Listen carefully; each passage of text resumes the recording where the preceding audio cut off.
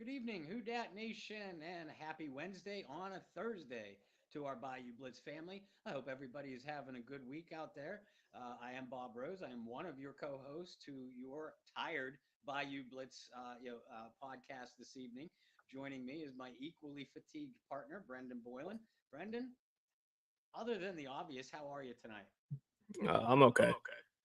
Like I said before we got on, I've traveled a lot lately. I think the numbers are at like 17 of the last 30 potential work days. I haven't been in the state. Wow. So, and that includes this week.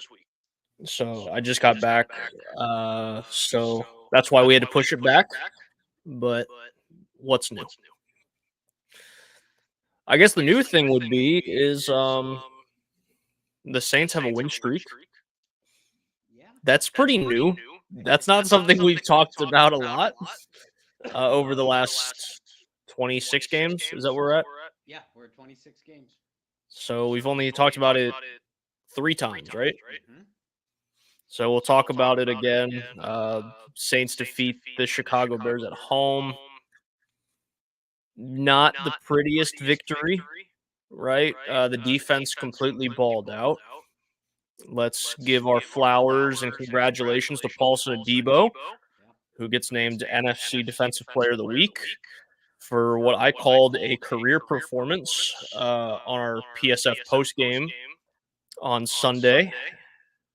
What, 2 interceptions, forced fumble, fumble recovery, like 7 or 8 tackles.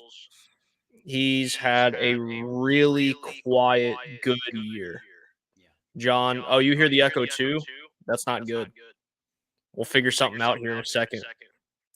So, Bob, entertain him. I'll be back. Okay.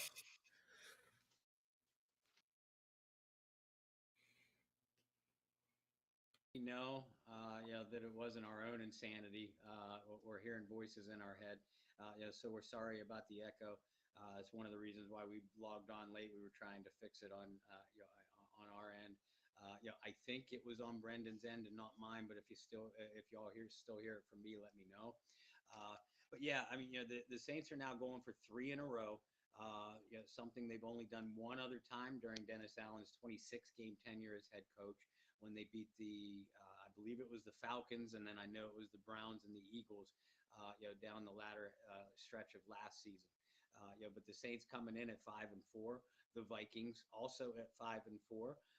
So it's a big game for both teams because the Vikings have all kinds of injuries, especially on their offensive side, which Brendan and I will get into a little bit later in the show. And the Saints, on the other hand, as much as we talk about the inconsistencies of Dennis Allen teams, one of the consistently bad things have been that the Saints haven't been able to beat a team with a winning record. Uh, and they've only beaten, if I'm not mistaken, they've only beaten two teams with a record above 500 when they've played them, during Dennis Allen's tenure. So now you're going on the road, to face the Minnesota Vikings, and yeah, I mean, a lot of people are saying that the win over the Chicago Bears last week, was not an impressive win. But with this team, really with any team, you take the W's when you can get it. That's the most important statistic to log in. And the thing that I took away from this win against Chicago was the character and resiliency of the Saints, really in all three facets of the game, to pull out the victory.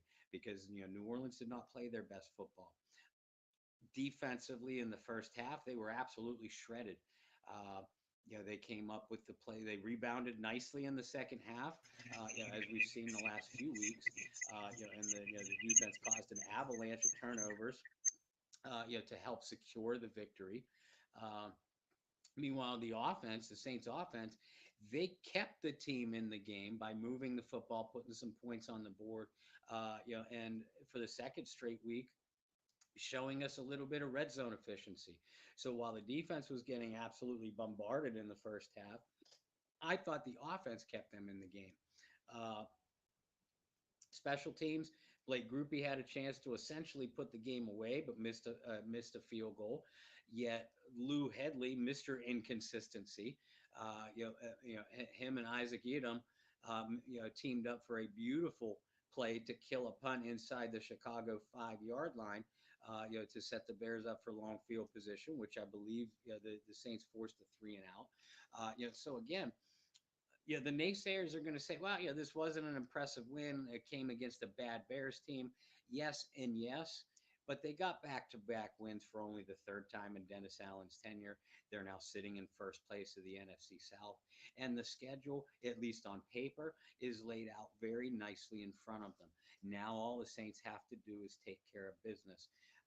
And you know, some of this, especially the younger fan base, has gotten spoiled.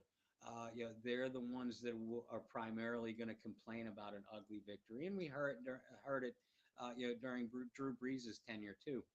Listen, I don't care if this team wins 50-0, 31-30, or 3-2. Get the win, figure out what you did badly, and then look to improve on it. So the most important statistic that the Saints came out of last week with was, again, that W. And welcome back, Mr. Boylan. Are you still hearing multiple Bobs? I don't know. I hear multiple Brendans. So I think it's a Wi-Fi issue on my end. So let me reset my stuff. And you keep them entertained. I tried coming off my phone, seeing if there'd be a difference. There's not. So that's probably an indicator that it's a Wi-Fi. Then you just want to roll with it. It depends. How bad is it, guys? How bad is it? Now that one was bad. Oh yeah, it sounds really bad. Yeah. You keep them entertained. This will take me 2 seconds. Okay.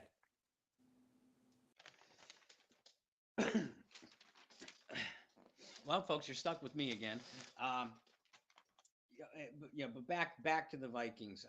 We know that New Orleans is going to be facing a new quarterback in Joshua Dobbs, who's only been with Minnesota for a week and a half, had to come off of the bench after only being with the team for 3 or 4 days last week to lead Minnesota to a comeback win against Atlanta.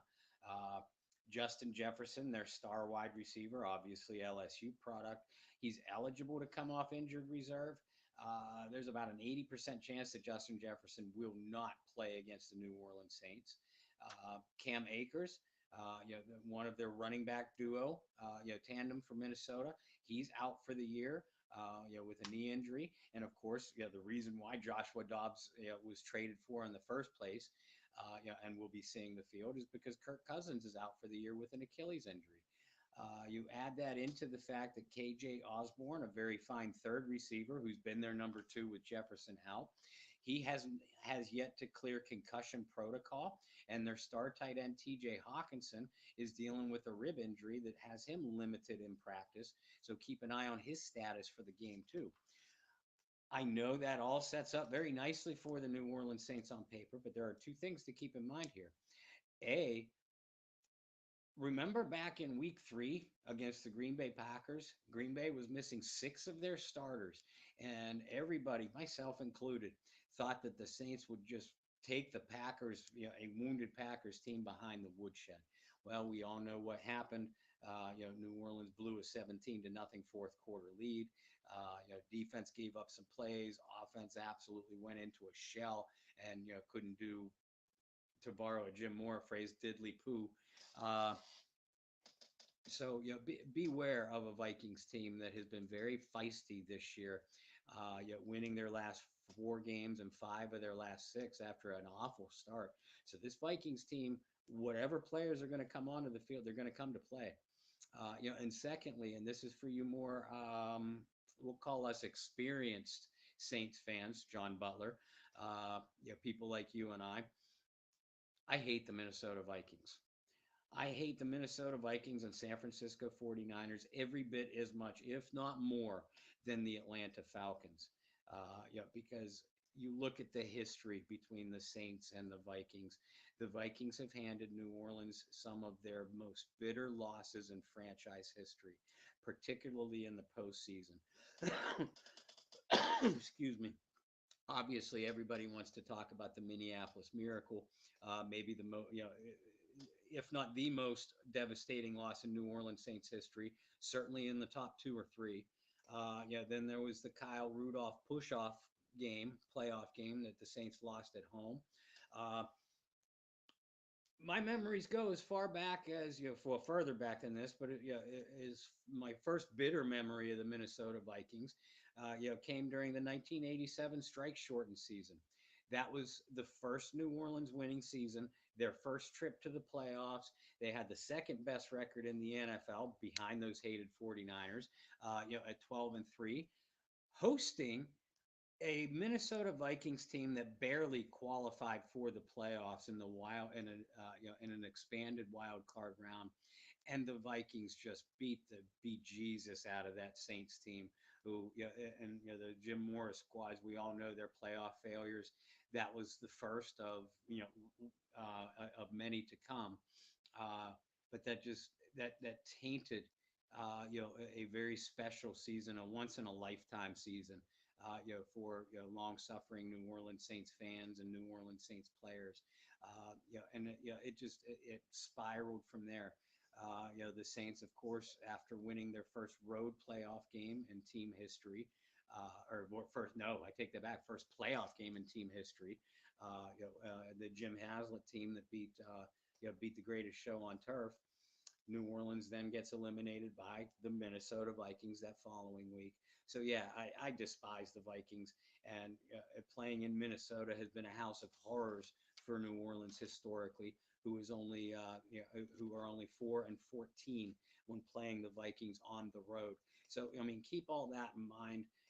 And again, as we know, as we saw, as recently as last week against the Chicago Bears, we know the New Orleans Saints are not going to make anything easy, on themselves or for their fans, and media that covers them. Frankly, uh, so I don't expect an easy game, going into Minnesota this Sunday. I still believe that the Saints could win, but to me, it's another test of character. Can this team continue to show the offensive momentum that they have the last 2, 3, 4 games? Can the defense overcome their own slow starts, uh, you know, and uh, and dominate a Vikings offense that they should get the better of easily on paper? But a lot of what the Minnesota Vikings do are, offensively, is what a lot of the New Orleans Saints do poorly defensively. Josh Dobbs, a very mobile, very athletic quarterback who makes plays with his legs. We know that the New Orleans Saints cannot stop mobile quarterbacks. So are the Saints going to come up with a quick fix for that? Uh, New Orleans has had trouble with shifty receivers this year. Yes, Justin Jefferson likely will not play, but Jordan Addison, very shifty receiver, having a very good year. Is the Saints secondary going to be able to contain them? So questions like that, we should be asking ourselves as New Orleans heads into this Week 10 game. Welcome back, Brendan. Is it better? No, Tell me. No. it's not. I can hear an echo. Bob cannot hear an echo. No. You guys saying Bob sounds really low. I think this is a StreamYard issue at this point. So Any higher now? I adjusted my volume. no, and I adjusted your volume through Studio. So here we are. You guys, I guess you're gonna have to live with an echo. Because I'll learn to live with it too. What I got from you, Bob, was you were talking about, though there's players out for the Vikings, and it looks a lot different than it did at the beginning of the year for them offensively without Justin Jefferson, who isn't expected to play this week.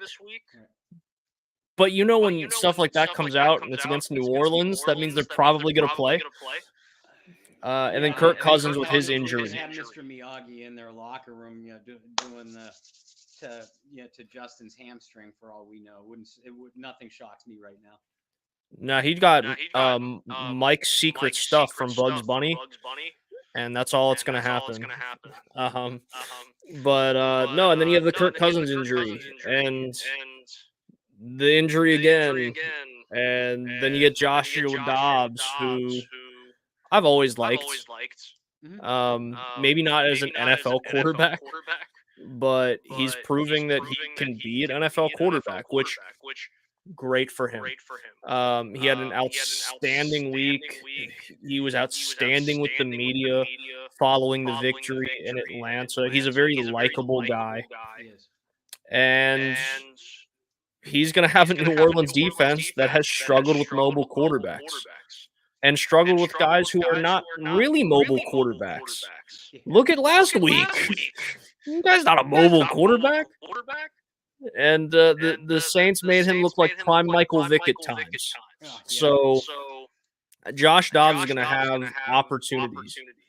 Uh, my biggest concern for New Orleans in this game is going to be,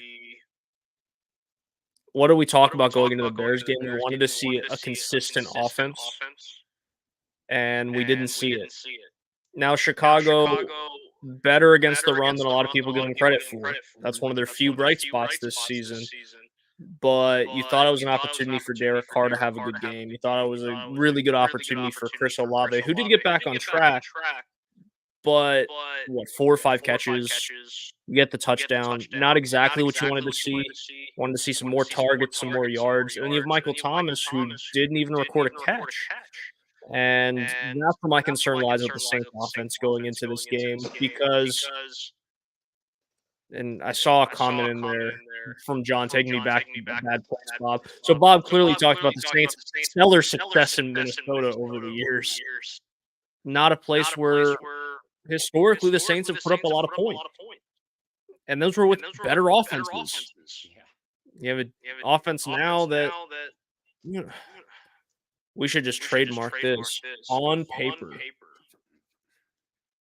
in Madden via Madden ratings. The Saints should be better on offense. But this is an offense that, yeah, you look at it, they should be, and they showed flashes. And we thought the Colts game, it was going to be a big shift in the right direction. And then it was a punch to the gut because they're still a mediocre offense. So this mediocre offense, Bob, facing a Minnesota team that is not the same top 5, top 3 feared defense in the league, but still has some good pieces. What does that Minnesota defense do well? Put quarterbacks on the ground. And I mean, as a team, they only have 24 sacks, which is about middle of the pack in the league. But the one player that worries me on the Minnesota Vikings is Daniil Hunter, who has been a thorn in the side of the New Orleans Saints every time he's faced them. And now he's going up against an offensive line that has been much improved in the last 2 or 3 ball games. But still, it looks like a makeshift ragtag unit on paper.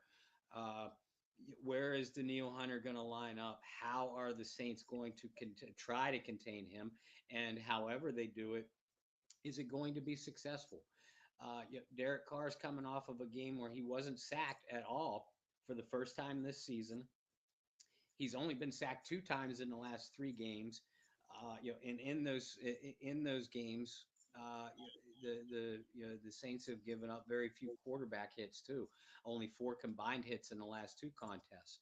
So that tells you that the team is getting better, certainly in pass protection, if not run blocking.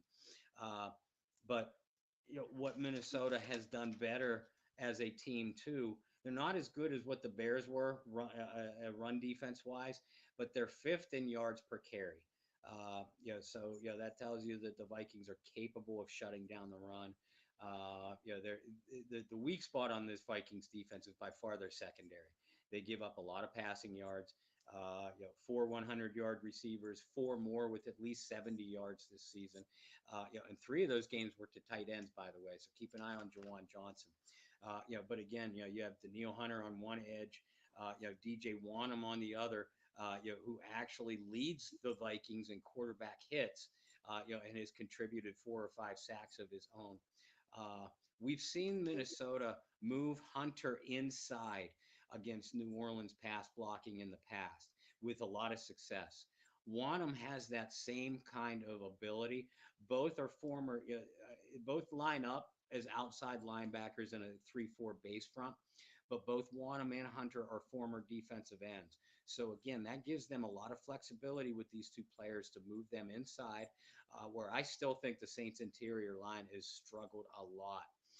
Both pass blocking, again, better in recent weeks, but in run blocking too. So what Minnesota when you were trying to fix the technical issues, I mentioned what Minnesota's offense does well is what the Saints defense struggles against. Conversely, what Minnesota's defense does well, stop the run, pressure the passer. That's what New Orleans has struggled with the most this year. And just go back to last week, where the Saints offense did not run the ball well at all against the Chicago defense that was very good against the run. Now, the Saints made up for it, getting Kamara involved in different ways, getting Kendrick Miller involved on a screen pass, and the Saints are going to have to find similar success on those extended run plays, as we like to call them,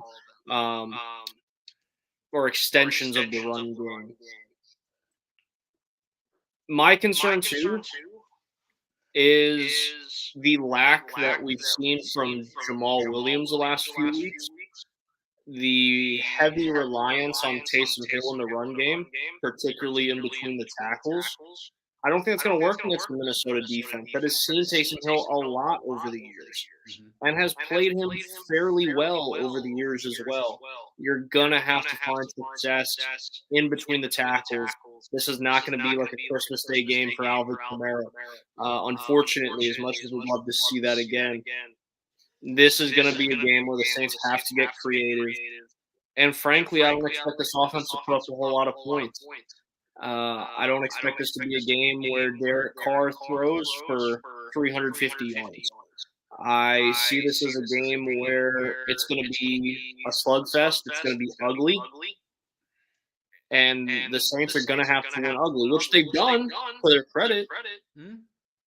But this is a tough place to play, regardless of how good or bad the Vikings are. And this is a team that all of a sudden has a breath of new life.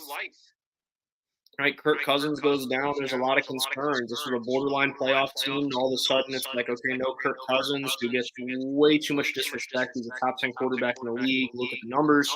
And then you get Joshua Dobbs, and on what, like 4 or 5 days, goes and leads a comeback against the Atlanta Falcons and shows everybody that he deserved to bounce around the league like he did. He's deserved an opportunity. And this is a golden opportunity for him to get paid next year. So he's playing for a lot. And they're going to be getting Justin Jefferson back, whether it's this week or in the weeks that follow. This is a Minnesota team that all of a sudden is like, okay, 2 weeks ago we thought this was it. This is the end. The season was over. And now they're looking around. They're like, we're in a good spot. We've won games without Justin Jefferson. We've won games without Kirk Cousins. We have a decent quality starting quarterback, Joshua Dobbs. And if we can beat New Orleans, you're sitting at what, 6-4 with your best receiver coming back, maybe the best receiver in football and healthy. Those are all scary things. And for New Orleans, when's the last time they won 3 games in a row, Bob? They did it late last year. They lost the finale to Carolina. It was a 3 prior to that. Yeah, it was the 3 prior to that. And all those games were won. Ugly. Yeah. Now the Saints can do that again. I just don't. I still don't have faith. And every week we come on this show. Every week we go on PSF. You guys know this, that have hung out with us and that are hanging out with us with terrible audio today, and we appreciate it. I'm usually the optimist. And Bob is a little less than optimistic. The realist. There we go. I'm having a lot of trouble being optimistic about this offense. And every week they give me a little bit of hope. They take it right back away. I don't have any optimism for this offense against a good Minnesota pass rush, a good front seven of the Vikings. And the defense, I don't have a lot of optimism because they've never shown me they can stop running quarterbacks. That's not just this year. It's not just last year. It's not the last 5 years. That's ever. And so I don't really know how to make this Minnesota game out. Because you have two teams that are in very similar spots fighting for very similar things. Not just in their divisions, but potential wild cards as well. Mm-hmm. Yeah, this game has huge tiebreaker implications. You're absolutely right. And I think the biggest thing for me too is, I haven't seen Minnesota's schedule the rest of the way. I haven't sat there and digested that and looked at it in the same way we have with New Orleans. But man, if New Orleans can get out of this with a victory, go into the bye week, it would be huge.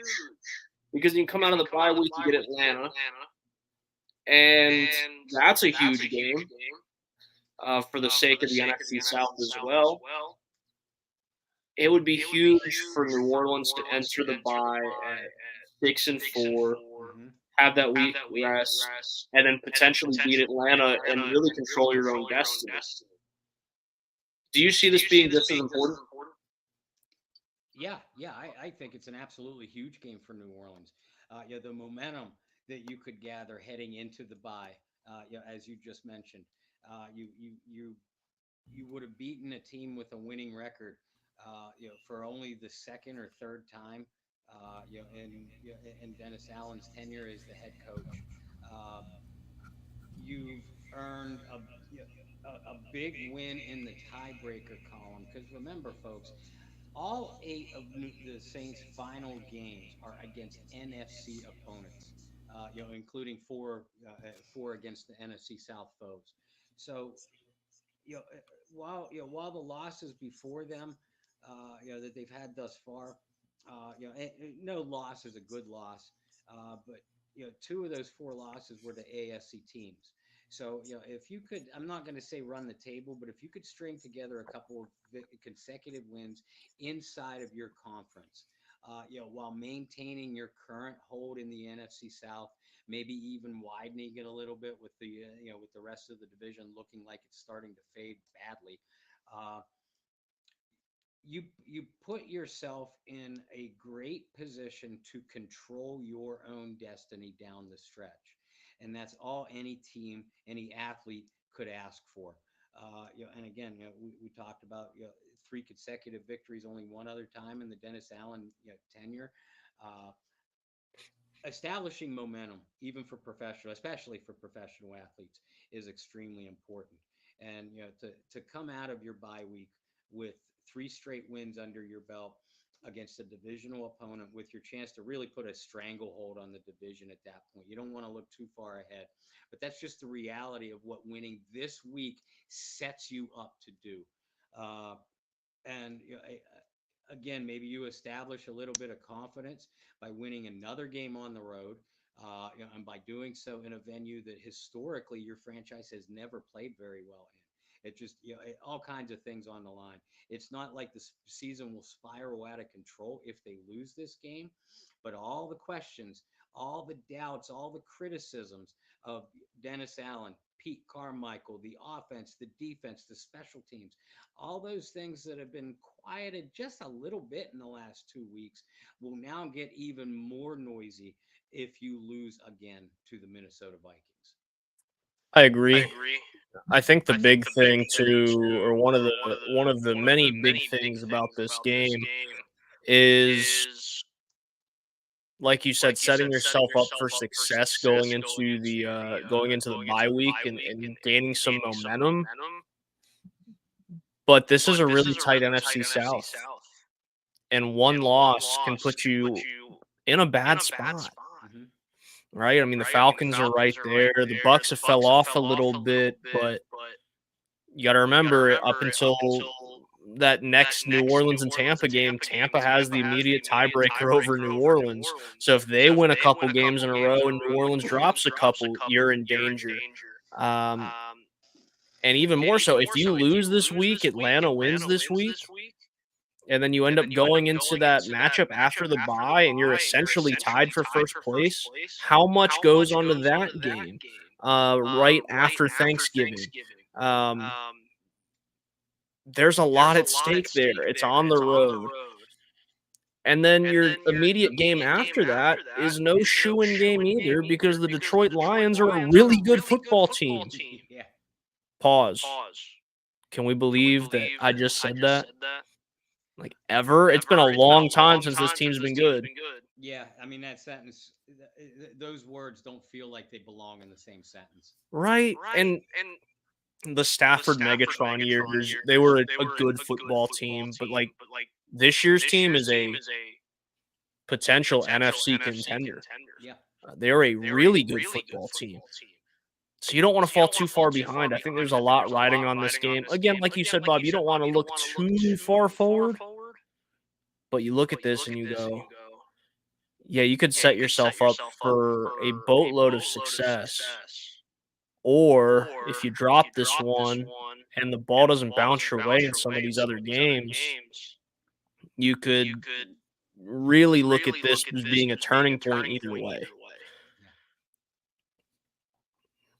So without looking too far ahead, we mentioned that this is a Minnesota team that is good against the run, a Minnesota team that pressures the passer a lot. When you're looking at all the film that you digest every week, what are some things that the Saints offense can install this week to counter some of those things that Minnesota does really well?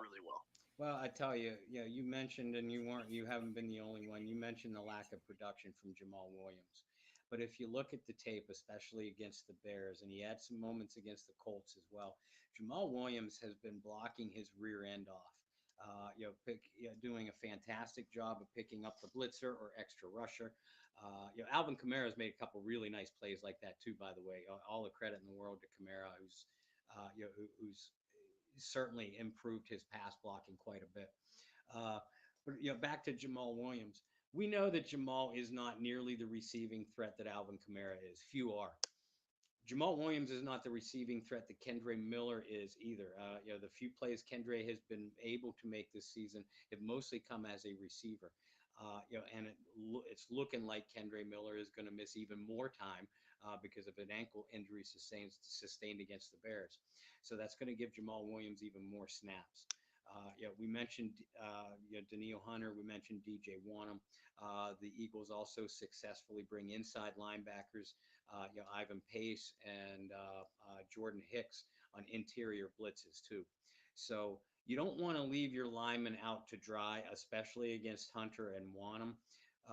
So it would not surprise me if we saw some looks with both Alvin Kamara and Jamal Williams in the lineup at the same time, using Jamal Williams as maybe an extra blocker in the backfield, kind of a fail-safe device, so that way you can still use Kamara as a receiver, without sacrificing that extra blocker in the passing game. So that's what you can do that way. Uh, everybody that's a Saints fan, or probably Vikings fan, remembers that Christmas Day game that Alvin Kamara had. But outside of that once in a lifetime performance, the Vikings have done a very good job of keeping Kamara contained, uh, especially as a rusher. Taysom Hill, as you mentioned before, they've done a decent job of containing Hill, but when Hill breaks loose, as we've seen with several against several teams, when Hill has a breakout game, he just does so in every facet, running the ball, making a couple plays as a pass receiver, and catching a defense off guard with a couple of throws as well. So I think Pete Carmichael has done a very nice job in recent weeks at keeping defenses off balance by the way he uses Taysom Hill. I think we see more of that this week, using more of Taysom maybe throwing the football a couple more times, certainly as a receiver, in addition to as a rusher. That makes a defense defend the whole field. We saw the Colts have loads of problems with that 2 weeks ago, and that freed up guys like Rashid Shaheed down the field, Michael Thomas over the middle, Jawan Johnson over the middle against Chicago. Nice to have Jawan back in the limelight a little bit. So that's what they have to do. They have to make the Vikings defend every inch of the field. Not giving up any. Not forcing the Saints to take any cheap plays because of a pressure on Derek Carr, or because New Orleans feels like they have to give up on the run game when Taysom Hill doesn't have the rock. That kind of thing. And again, Pete Carmichael, we mentioned this on the PSF post-game show. I acknowledge that the Bears double teamed Michael Thomas a lot last week, but still, for Mike to only get 2 targets in the game, Pete Carmichael seems to forget that he has a specific weapon in his arsenal every single week. Jawan Johnson several times, Chris Olave a couple times, Rashid Shaheed he forgets about a lot, Michael Thomas he forgot about last week. Make the Vikings defend every single weapon you have.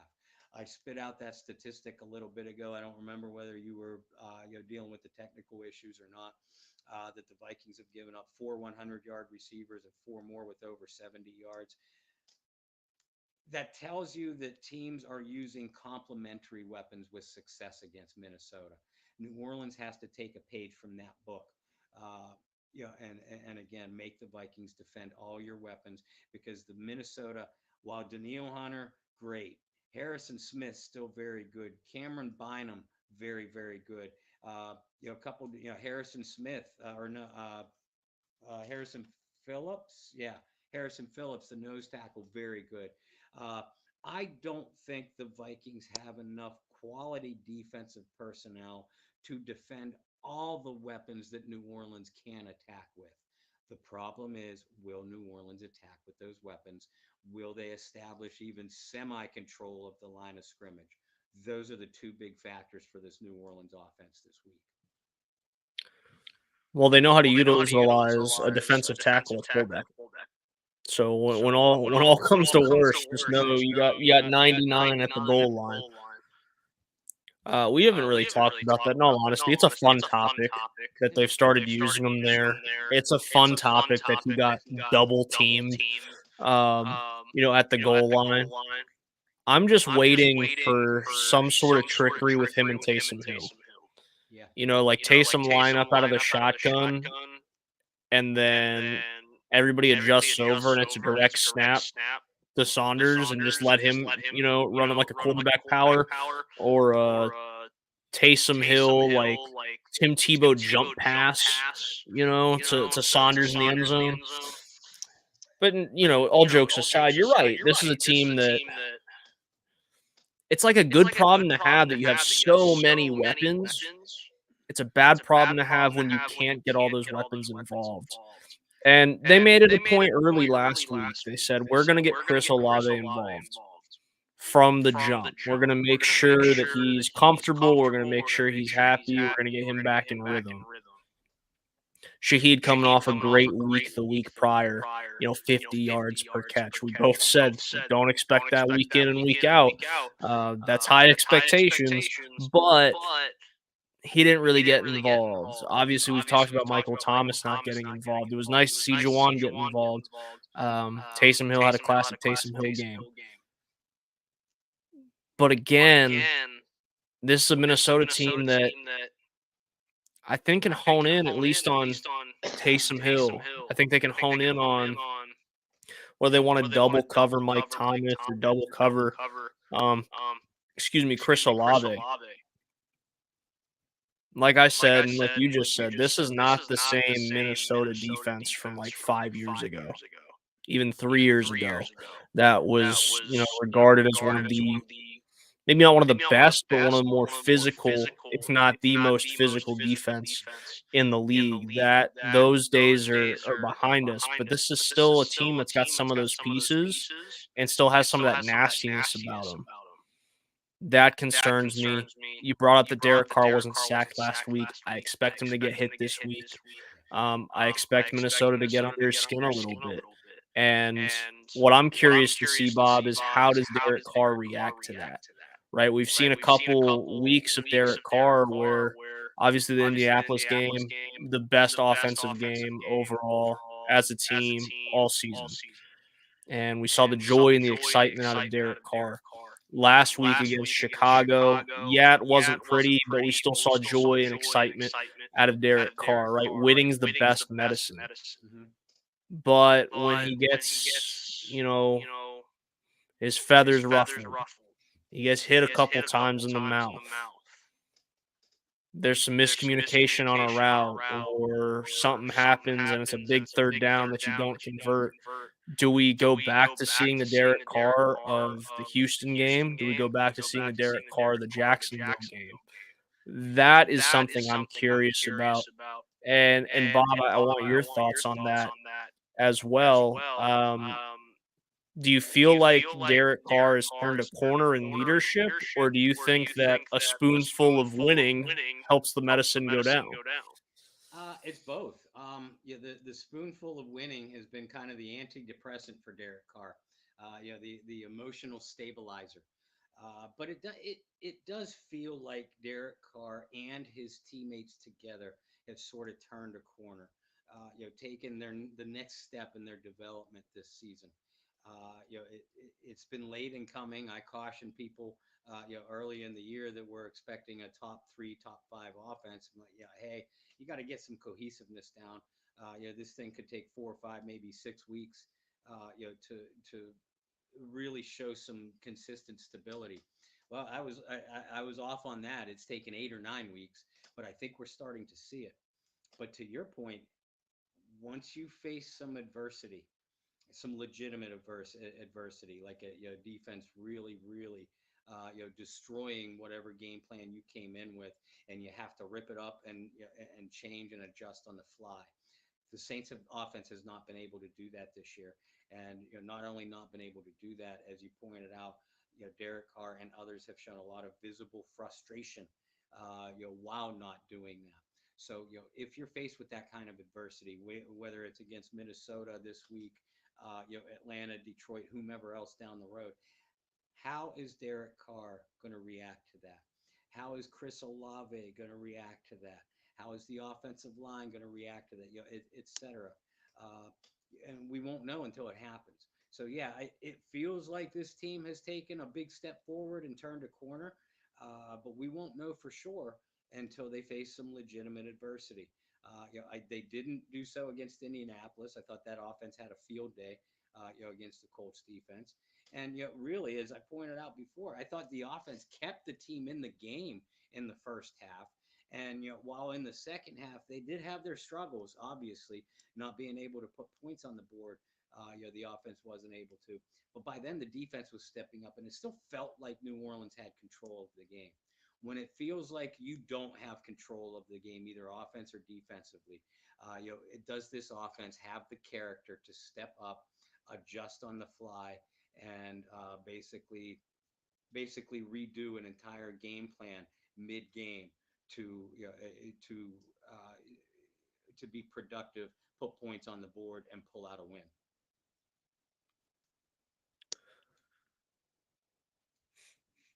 I'll ask you this, and we'll move on to for our last little 10 minutes here.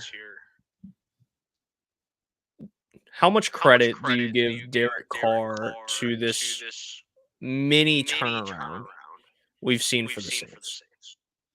I give him a lot of credit. It's certainly not a one man show. Personally, I think if we're focusing on the offense here, uh, I think the offensive line is not getting nearly enough credit. But Derek Carr, in my view, and from the film, from rewatching the games, he looks like a guy who finally has a grasp on the offense.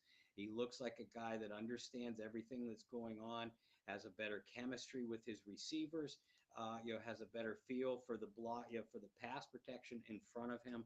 And he feels like Derek feels like he's in a little bit of a rhythm. I started to feel that in the second half of the Jacksonville game a few weeks ago, certainly in the Indianapolis game, and even for the most part against Chicago. Again, they missed some plays, and some opportunities that were hanging out there in the second half. But they could have very easily put 40 points on the board against the Bears. So I don't give Derek Carr the sole credit for the offense playing better, but it feels like he is playing his best ball of the season. I would tend to agree with you there.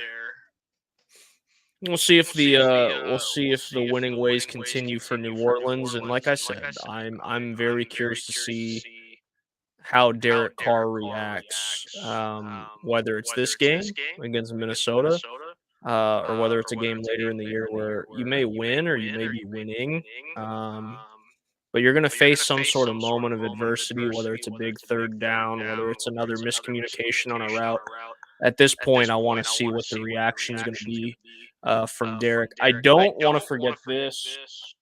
I know the audio has been weird, and it's Thursday opposed to Wednesday. So, you guys that are here are going to get multiple opportunities. We're just going to give this away. We're going to make it really simple. All you got to do is comment the word enter right now.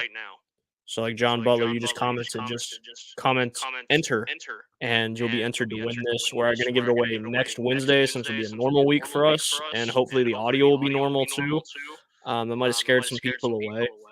We're going to give this away, courtesy of Bob and I. So all you got to do is in the chat, just say enter, and we'll see who gets this one. I do want to read John's comment. The more he trusts the O-line, the more comfortable he looks. And I think that goes both ways. I'm not going to trust somebody if I continue to get pressure in my face. I'm not going to have a lot of trust in somebody if I continue to get put on my ass. So, that kind of goes both ways. I trust you a little bit more, and I feel more comfortable with you when you're protecting me, which is an offensive line's job, for those of you who didn't know. Are you surprised at the way Andrews Pete has performed at left tackle? Yes and no.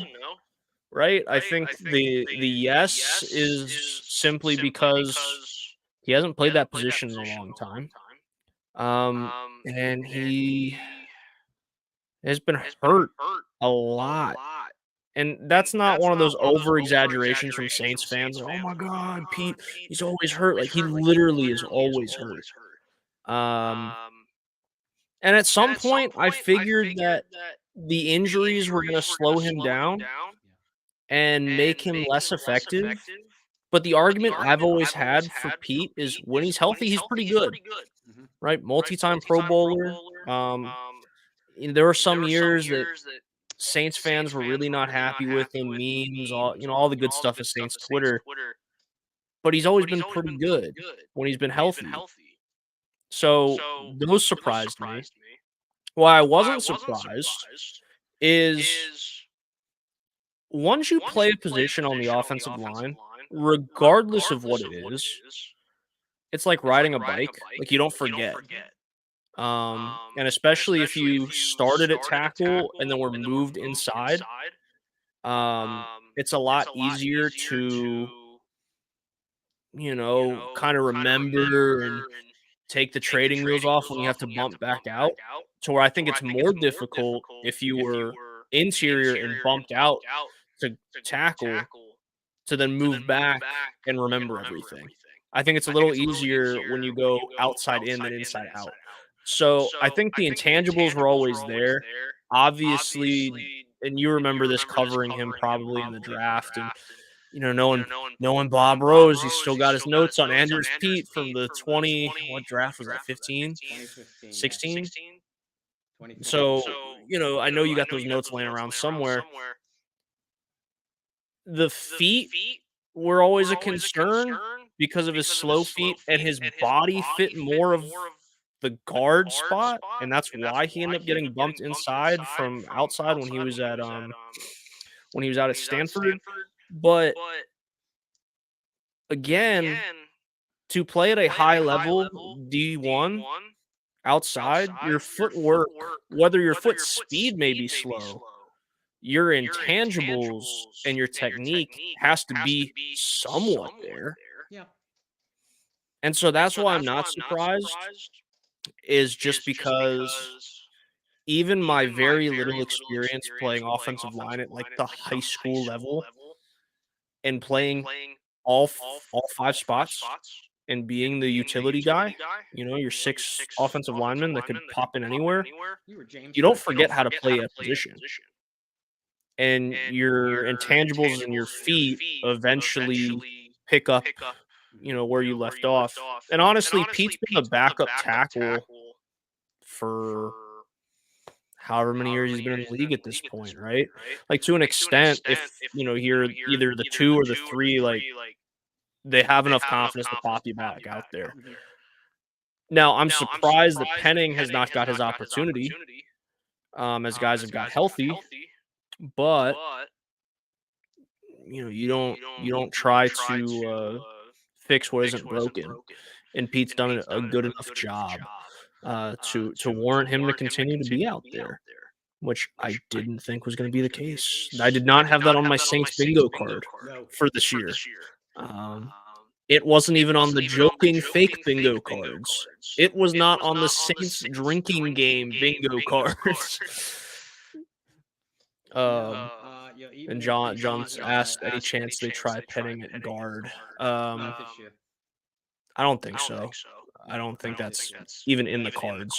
No, the people that wanted, that were screaming for Penning to move at guard early in the year, the first couple of games, those are people that the only concept of football that they have is playing Madden, where you could just move a big guy into any position on the offensive line, and it really doesn't affect them one way or another.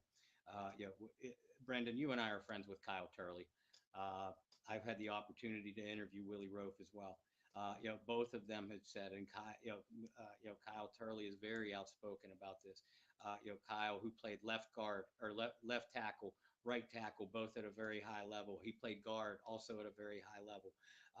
He will tell you that even the difference between the left side and the right side at either guard or tackle, is like having being right-handed and having your right hand tied behind your back for an entire day and having to do everything left-handed, or vice versa. He makes a more eloquent explanation of it than I can. So my basic point to that is you can't just plug Trevor Penning into a position that he's literally never played, even at the collegiate level. Would it surprise me if they tried Penning out there at guard in the offseason? No, not at all. That might be something that you look into if you don't believe in his development ceiling as a tackle anymore. But it just is simply not going to happen this year.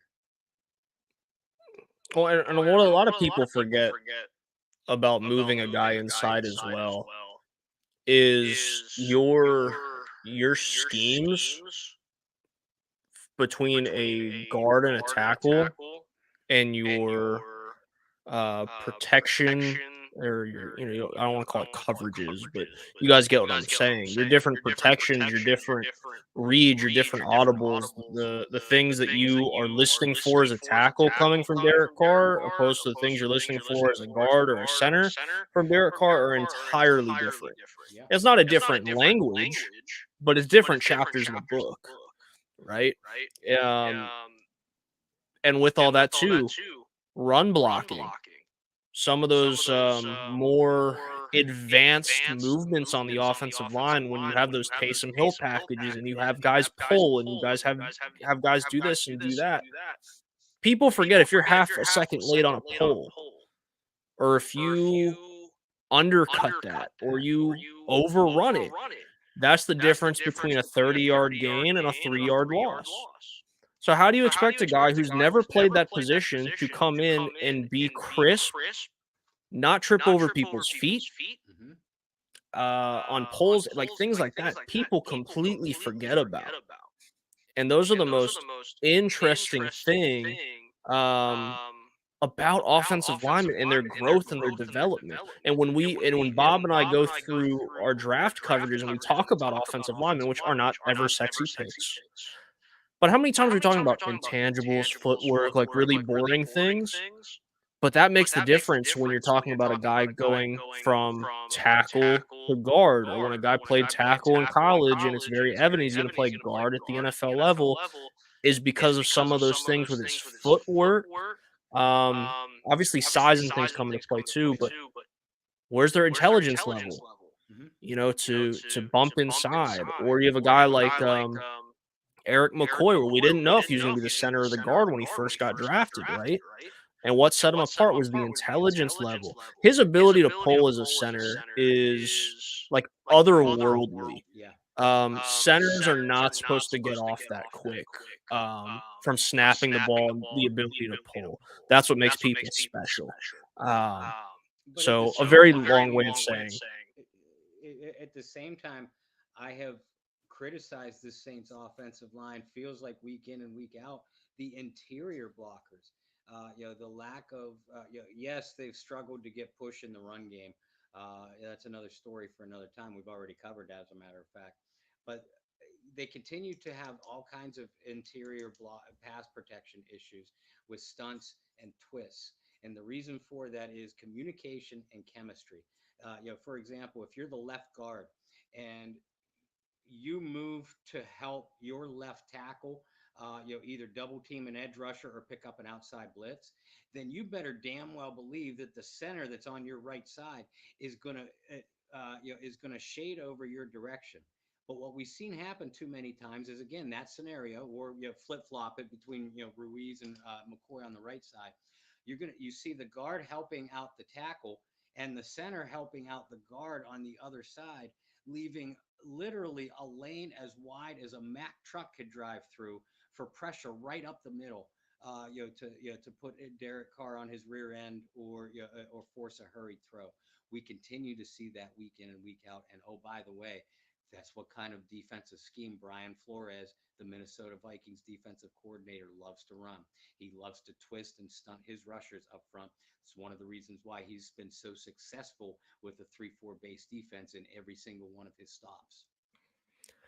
and that's why Hunter's been a thorn in the side of the Saints as well. The ways they're able to get him free. And like Bob was saying, another reason you don't move a guy who's never played guard to guard. Because and I think the easiest way to explain just the basic setup for the interior of the offensive line on twists and stunts and whatnot is you have to think of it like a matchup zone in basketball, right? And so when you're in a matchup zone and you go help on like the strong side, you have the backdoor cutter that's going to be wide open, right? And if you don't have that guy rotate over in basketball to cover that, and it's just constant rotation when you talk about that in basketball, it's the same for football. Is you can help here, but you better be able to help here, or you can help here, but you better be able to slide back over and make sure you pick up a guy, even if you just delay that for half a second to give your quarterback time to either step up in the pocket, sidestep, get the ball out, find his check down. Like, that's everything. And a lot of people don't realize that half a second is a lifetime when you're talking to offensive linemen. If you can generate another half a second, your time in the NFL is going to be prolonged many, many, many, many, many years. Offensive linemen don't get enough love. They never have. They never will. See, Ryan said, sorry if you covered this already, listening several minutes on delay. Do you think they removed Pete from left tackle? We'll let you catch up. We had a whole good conversation about that. John said, Brendan Boylan, offensive lineman, didn't see that one coming. Yeah, well, I was still like in those chubby stages, I hadn't like grown yet. That was a long time ago. When I say like early high school, like it was like 7th, 8th, 9th grade. And then I was done because I was behind a mic at that point. I was commentating because I just wasn't good. And I also lost a lot of weight. You just like show up one year and you're like, oh, you can't play offensive line anymore. You're not big enough to. But I digress. Bob, we're going to break down a little bit on PSF tomorrow in terms of Score predictions, go a little bit more in depth. We've actually got a lot in depth about the Minnesota Vikings today. Um, is it too early to ask for your score predictions? Probably, but yeah, I mean, I'll give them to you anyway, and then we'll revisit it on our PSF pregame show on Sunday. Uh, I know you said that you didn't expect the Saints to put up a lot of points, this week. I'm the opposite. I feel like this offense is close to being a consistently productive unit. I'm not going to put them there yet, and I won't have confidence that they will be there until they can consistently prove that they could stay there. But I think that they could put up yards, and I think that they could put up points against the Minnesota Vikings. Conversely, if the Saints find a way to keep Joshua Dobbs in the pocket and force him to throw the football, he's a backup quarterback who's been with four different teams for a reason. You don't have Justin Jefferson. You have a banged up T.J. Hawkinson. Uh, I'd love to see the Saints pass rush make a little bit of noise, but we haven't seen the Saints pass rush make any noise against bad offensive lines, and the Minnesota Vikings have a good offensive line. I think the Saints will play well enough to contain the Vikings running game, and I think the secondary is going to make some plays in this one, again to turn the momentum. I'm going to go with the Saints in a close one. Maybe this is my heart and my hatred for the Vikings talking, but as we sit here on Thursday, November 9th, I'm going to say Saints 27, Vikings 23. We're close. I think this is a game that the Saints need to win. I hate using must wins early, but I also am well aware that as much as players don't like to indicate that they look further in the schedule, that players are like, oh, like one game at a time, this and that. They do know how important games like this are, and look at schedules and look at bye weeks and are watching other teams. Right? I don't remember who tweeted it, but somebody tweeted that the Saints locker room got really loud after the Vikings took the lead, or maybe it was after Houston took the lead over Tampa. Either or, maybe it was both. Maybe I saw multiple tweets about the Saints locker room reacting to that. But everybody watches each other. Everybody knows where they stand, and everybody understands the importance of games in the long run of the season. So the Saints know this is going to be an important one. The captains, the veterans of this team know how important it is, right? To win this game on the road and carry some momentum into the bye. Joshua Dobbs scares me because of his mobility. Mm-hmm. It scares me that he's only going to have like one full week of reps because he claims he didn't have a single rep going into the game against Atlanta, right? And you might be thinking, why does that scare you? He's not familiar with the playbook. He doesn't know his teammates because at that point, it's backyard football. In backyard football, if you guys have played backyard, I know every single one of you have played backyard football before. It was never the strongest arm that played quarterback. It was always the best athlete that was playing quarterback for backyard football, and he kicked your butt every time because you couldn't tackle him, right? And they draw up whatever in the sand, and they were either chucking it deep, or it was a design quarterback run, or if you guys played the rules where you couldn't run unless you were like rushed at, you guys as a defense were just like, you know what, we're not sending pressure. You're not going to be able to run the ball. We're going to make you throw because we're sick and tired of chasing you 40 yards or however big your backyard was. But nonetheless, that scares me because it's going to be backyard football, and Joshua Dobbs is going to be able to improvise with his legs and have opportunities because when you only have a week in a system, your playbook's really limited. When you're going from one team, in the Arizona Cardinals where he was a starting quarterback to Minnesota, different languages. They might have similar plays, but different languages. And you mentioned it best, too. Like, Dobbs has been on 4 NFL teams already, right? So he's had to pick up different languages. And I don't think that's going to be an issue, but it's still going to be a limited playbook for him. Mm-hmm. Saints are going to have to get creative defensively. Offensively, you have to give time to Carr. I talked about that half second being valuable. The offensive line is going to have to find that half second. think it was Kamara on tape. Kamara picked up a blitz that gave Derek Carr time, and I believe that was the Olave. Maybe it was the Olave touchdown. I don't know. I don't remember off the top of my head. Yeah, no, you're right about Things things like that are gonna matter, it. Mhm. right? Things like that are gonna be huge. Um, I am not confident in this offense putting up like 30 points on any given week. I'm just not. This is not the Saints of the Drew Brees era. I am confident though. There are enough weapons there to put up 20 points week in and week out. Wasn't confident through the first couple weeks of the season. I'm starting to get that confidence. Okay, they're starting to figure it out. They can be a team that scores 21 to 27 points a week. So I have the Saints in this one 24 to 20 over the Vikings. A weird score. Why not 21? Because I want a field goal. Random field goals there. I want the defense to play well in the red zone and force field goals.